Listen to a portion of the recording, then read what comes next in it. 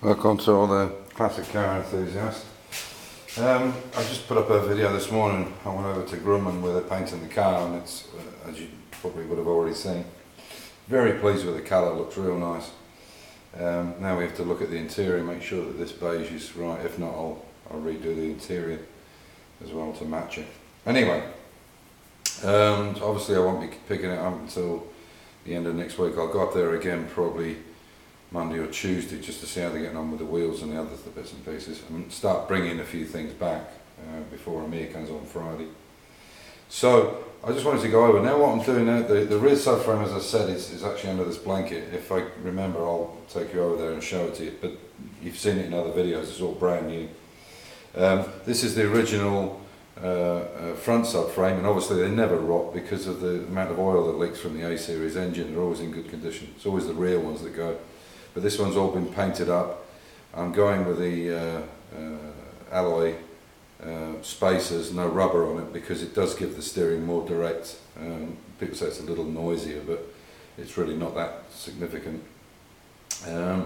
So there's a couple of things I wanted to go over. Matt Green on his channel, he does good stuff, Matt, and he's trying to, I know what he's trying to do, he's trying to let people see that you can do this on a budget, which of course you can, but there is a limit to it. I think when it comes to brakes and steering, budget shouldn't come into it. If you want to do a cheap paint job or some non-structural body panels, whatever, filling them or the arches, whatever, that's one thing. But when it comes to steering and brakes, it's, in my opinion, and I hope you guys agree, that it's a no-no. It's not even worth messing with, not when your life could be put at risk, and other people's lives for that matter. So this is just a typical example. Now, this is the caliper I've taken off the car. Now, you've got a situation here where the bore is actually not too bad. I'll pick the camera up in a minute, I'll show you. The bore is actually not too bad. If the bore is scored, forget it. Chuck the caliper. It's not worth messing around with. If this has got a bad score inside here, these can be changed, these pistons can be changed, but the internal part of the caliper, you're better off with a reconditioned one if there's any scores inside. Now, most people will tell you, well, it's not too much of a problem as long as it's behind the seal. Well, that's true, but it can pick up burrs and so on and so forth. The most important thing is everything that's going down onto the inner seal. And in this particular case, I'll put my glasses back on, in this particular case, if obviously the seal is out of this one, if I drop that piston back in, you can see it's absolutely in line there. But there's between, when this piston is fully home or fully shouldered to the back, which it would be with a brand new set of brake pads, disc pads, the distance between there and the very start of that first seal, which is here, is around about 10 millimeters. I don't know what that is in the UK, but it's about 10 millimeters. So if you've got some damage on the top of the chrome, and that's another thing, if these pistons are damaged, they need to be replaced, because anytime you move this will rip the seal, and you won't ever seal. What will happen is it'll burst this internal seal if it's ripped on the chrome. So if this chrome or the metal is bad, get new ones. So, like I said, it's about 10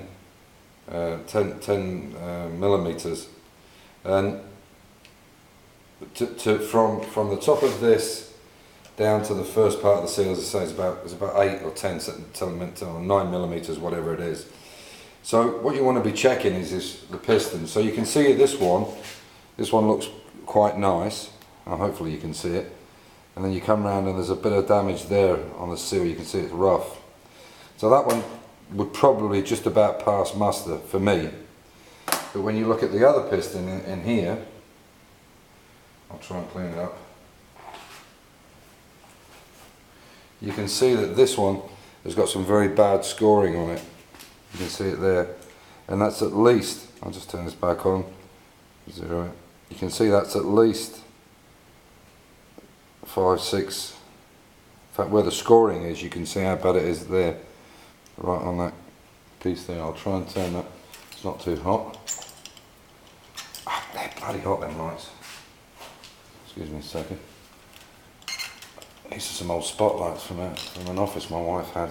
Anyway, so you can see there's some quite bad scoring how deep it is. Now that's at least, looking from the top there, that's at least 8-9 mil. So you're right on the borderline.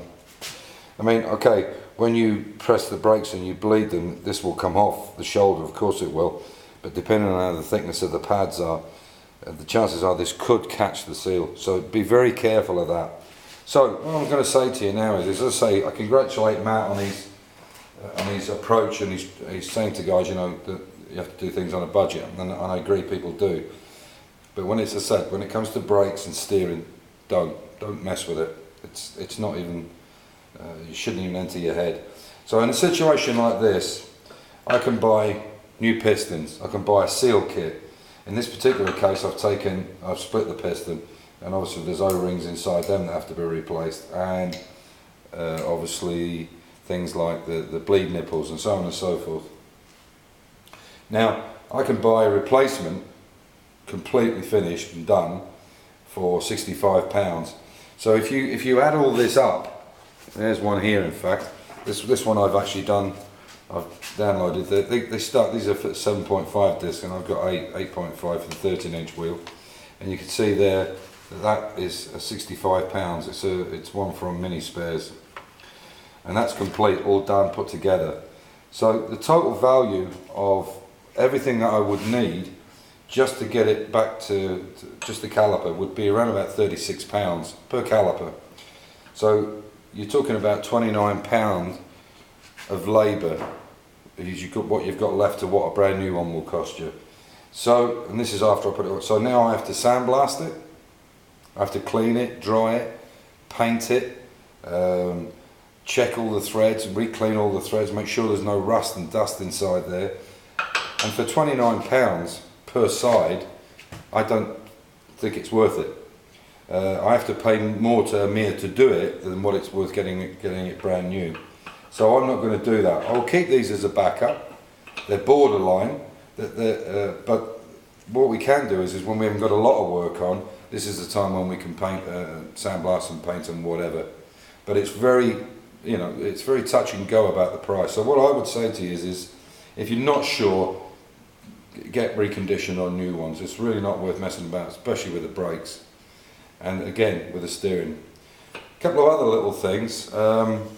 So what I'm going to do with this is I'm going to buy new discs, new calipers, and a few other bits and pieces, bearings obviously, and possibly the outer CV joints, which is this one here.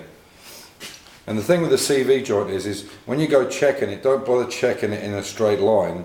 Check it when it's on an angle, because as it's going, this is where the wear will be. And if you go around the corner, you can hear click, click, click, click, click, click. It's because the CV joint has gone. The ball bearings or the cage is gone.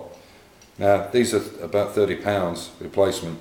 The inner rarely goes. The one inside the pot, which goes onto the gearbox, they rarely go because they're not really doing anything. They are a solid item. It's normally the outer CV that goes, the one that's doing this, where the steering's being put on, because they're putting under more stress than the inner pot. And this obviously is a more modern one. In the old days, they were a rubber, weren't a donut, they were like a rubber cross with U-bolts in it. But this is what they came up with much later. One other thing is, obviously now I've got to sandblast all these. This is the top ball joint, and this is the bottom one. Not teaching anybody to suck eggs here, but you can see the difference between, obviously I've got brand new top and bottoms, but you can see the difference there between that and that. You can even feel it on the spring, but it's quite reasonably tight there, but most of it's probably corrosion, and that is completely useless.